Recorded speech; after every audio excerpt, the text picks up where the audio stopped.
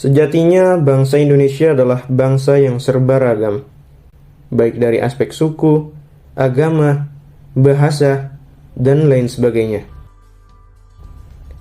Ibarat pisau bermata dua, keragaman yang dimiliki bangsa Indonesia bisa menjadi alternatif pemecahan masalah sosial. Namun, sebaliknya, keberagaman itu juga bisa menjadi pemicu terjadinya konflik sosial. Kita semua tahu sejarah kelam bangsa Indonesia tentang kerusuhan antar daerah, antar suku, ataupun antar etnik. Bagaimana mengerikannya salah satu peristiwa berdarah, kerusuhan antar etnik yang terjadi di Sampit pada tahun 2001 yang menewaskan ratusan orang dari kedua belah pihak. Setidaknya hal itu mengingatkan kita akan betapa pentingnya menjaga persatuan dan saling menghormati satu sama lain. Kesadaran akan identitas bersama bahwa kita ini hidup di atas satu kapal besar bernama Indonesia yang sedang berlayar, dan masing-masing dari kita merupakan satu kesatuan yang menggerakkan kapal besar itu. Jika ada satu bagian yang rusak, maka terganggulah pelayarannya. Itulah penggambaran dari integrasi nasional. Lalu, apakah sekarang integrasi nasional sudah berjalan dengan baik? Sampai saat ini, isu integrasi nasional menjadi hal yang menarik untuk diperbincangkan. Di layar kaca kita masih melihat aksi tawuran yang dilakukan oleh warga ataupun pelajar.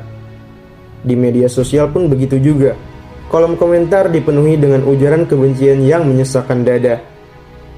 Penyebabnya terkadang sepele, tetapi agaknya sifat bangsa kita yang satu ini belum berubah dari zaman kolonial. Ya, kita masih dengan mudah diadu domba oleh sekelompok orang yang memiliki kepentingan yang jahat. Belum lagi saat menjelang pemilu, biasanya kita mudah sekali terprovokasi hanya karena pihak lain mengejek paslon pilihan kita. Jadi, sampai saat ini integrasi nasional sudah berjalan ke arah yang lebih baik. Tidak seperti dulu, banyak kerusuhan antar daerah yang memakan banyak korban jiwa. Akan tetapi, akibat perkembangan teknologi informasi dan komunikasi, risiko perpecahan di Indonesia semakin besar.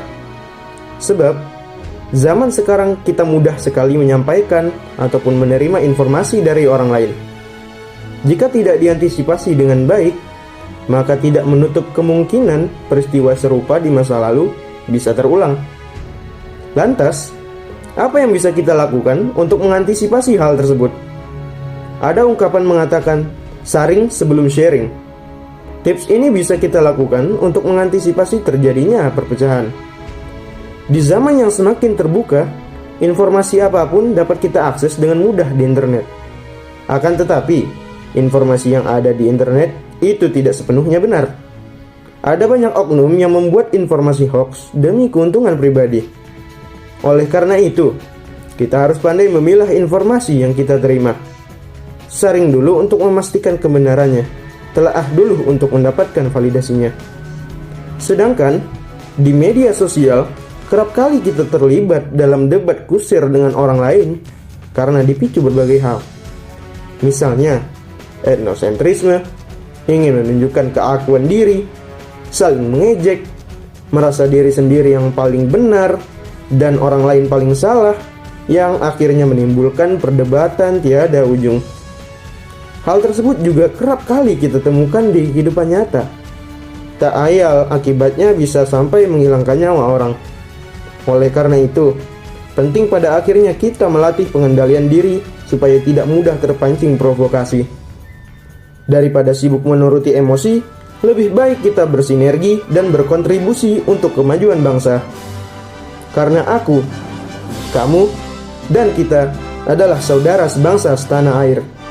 Tak peduli apapun agamamu, apapun status sosialmu, apapun sukumu, kamu adalah saudaraku.